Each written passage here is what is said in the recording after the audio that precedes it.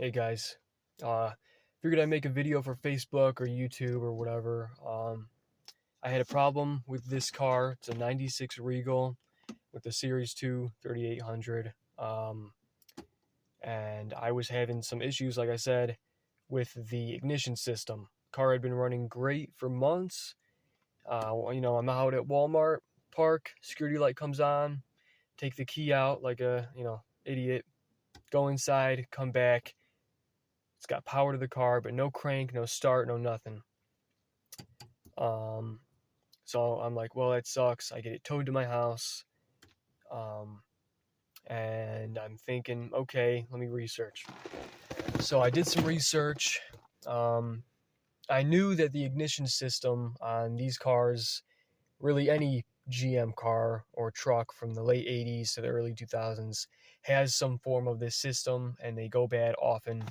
But especially this system with the chip in the key, the resistor chip, that talks to the cylinder, that talks to the theft detection module, which is up here.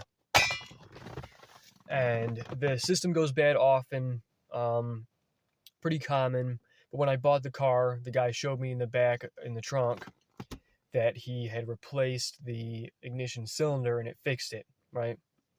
So I thought, oh, that's good. He already replaced one of the parts. It should be good to go for a while.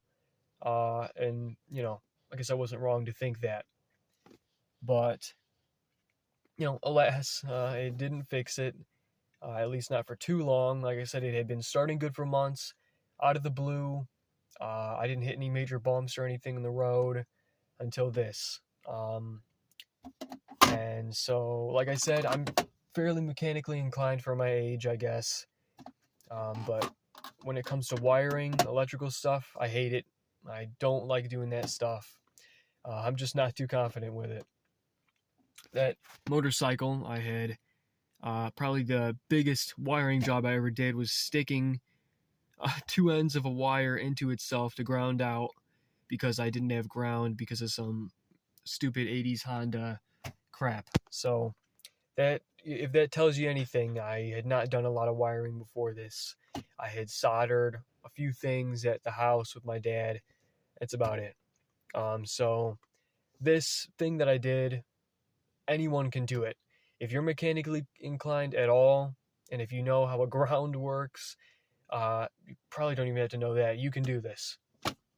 So, I had, at first, before doing some major research, I had just delved into it a little bit, and I seen no matter what, you'd have to do wiring to fix it, because just replacing the cylinder or the key resistor or that module itself, which I think is what went bad, one of those three parts, it will shut down the whole system. So even if you replace one, it's just going to go bad somewhere else if you even replace the right part. So I thought, great, that's not good. And watching on YouTube, some guys I actually like to watch, they're getting more in depth into these kind of weird, putting in a resistor in between the wires, splicing it in, and doing all this weird stuff, reading amps. I don't want to do none of that, It's not personally something I want to do. So I'm thinking, I'd rather not guess how much voltage I need going to the key and mess with this stuff I don't have. So I figured I'd try and do it the most simple way I could, even if I had to spend a little bit more money. So I thought, maybe I'll just take it to a shop. I like to do my own work on my own cars and stuff, but this is something, I don't want to F up my ignition and destroy it. But I called around, multiple mechanics that I know, multiple that I don't know, master mechanics, techs, even locksmith places. None of them wanted to touch it or knew how to touch it. I even took it, I didn't take it, but I called a dealership, a few of them. And the ones that said they could fix it said it would be over $1,000. And the ones that didn't want to just didn't know how, or couldn't get the part, or whatever. And granted, like I said, to fix it, they would have just done the same thing I could have done. Replace the cylinder, replace the key, resistor, replace the module, and it's a temporary fix at best. So I got a little bit worried, not to lie. I had it towed back to my house. I'm looking at the thing every day. I'm like, this sucks. Like I said, I don't like to do wiring. I'll take an intake off. I'll change out a transmission, easy. But wiring, I don't like. But I figured, hey, let me do some more research. I did, and I came across this company, New Rockies. I had seen in some old forums, newer ones, discussing this issue, specifically on these ignition systems, although it, like I said, spans from, I believe, late 80s to early 2000s.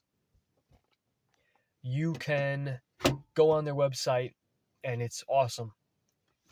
They sell this device right here. I believe they have a few different colors to determine what car, but it's the same device. And they have specific instructions for every car that they have there. So, C4 Corvettes, a 2003 Tahoe, this 96 Regal, and they give you exact instructions where the theft deterrent box is, how to get to it, exactly what wires go to which. For example, this is what plugs into this here. They said, get this. They give you the exact wires, which location. So, for example, purple wire from the Pro module goes to the yellow and black from the car. Really simple stuff. And that gave me a boost of confidence. I ordered it. It was about $300. A bit steep, but, better than $1,000 at the dealership. So I ordered it. It came. And I found it to be extremely simple. This is something anyone who has any sort of mechanical or electrical ability can do. Don't be afraid. I'm sure people that have never picked up a soldering gun or a pair of, where the hell is it? Crimper, something like this, they could do it as well. So, basically what it does is this box here gives the correct resistance to the computer in the car, and it bypasses the module, the cylinder, and the key. And that's important because that means as long as this box doesn't break, which I haven't heard of them breaking, people give good reviews for this thing, you'll be fine. You will never have another issue with this ignition system as long as you did it correctly, which it would be kind of hard to mess up. And that's good. Sadly, I think these cars are really cool, especially these older ones, 90s, late 80s. Most of them that were running and driving good got taken off the road because of this, costing $1,000 from the dealership. And, that's sad. I love these cars. I think they're cool, fun to work on, easy to work on, obviously. So as many as we can keep on the road, the better, right? So, literally all I did after reading the instructions, took the glove box out. I took the bracket that this thing was sitting on out. I got this down a little bit. Give yourself as much room as you can to work. I just took one of the tabs out here. 4 wires is all I had to do. You have to switch inside here. There are little switches, but they tell you exactly which ones to switch. It's not rocket science. Anyone can do it. All I did, like I said, sorry for the horrible camera angle, just splice wires with these. If you can splice a wire and crimp it, you're golden. What tools do you need to do that? Well, you need to get the glove box out if you're working on one of these, although I think the other cars are a bit easier to get to the module. This does everything you need, and you need a small kit. Usually I believe they are the red color, that's, smaller wires. Get yourself however many of these you need, and easy, just splice it in. I'll show you now. Before, like I said, the key wouldn't crank, nothing, no, it wasn't going to start. And after maybe an hour of work, and that's with me double checking every 3 seconds what to do, you'll see here, starts and it stays running. That is definitely good news, because this is another one of these cars that gets to stay on the road for $300 when otherwise it would have cost, like I said, $1,000. Anyone can do this if you get, I mean, how much do these tools cost? $8, you know, maybe some electrical tape so you don't burn the car down. I just wanted to give everyone sort of a heads up on this module right here in this company. It is straightforward. Basically, I mean, this is about as close to plug and play as you can get. And like I said, I had a lot of trouble finding this.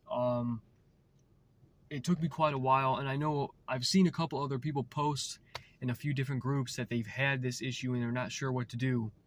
So I think I'll post this video. If anyone has any questions about how I did any of this, like I said, really simple. But yeah, I just figured I'd shout this company out. They did good. It shot right up, right? It fired right up. And it hasn't done that for about a few weeks, and it was good to see that I was able to do this, get a little bit more experience crimping wires and stuff. But yeah, didn't mean to make this video so long. I just thought I had to, you know, give you guys a little talk here about how good this worked out. I'm really glad, and maybe I'll start finding these cars with this ignition system. People on Facebook saying it's got no crank. Hell, it might be this. So yeah, thank you guys for watching. Like I said, if you guys have any questions, just let me know. I'm planning to do this on another car as well, so I might actually make a video of me doing it, because there aren't many videos of that either. So more info we have out there, the better, right? All right, thank you.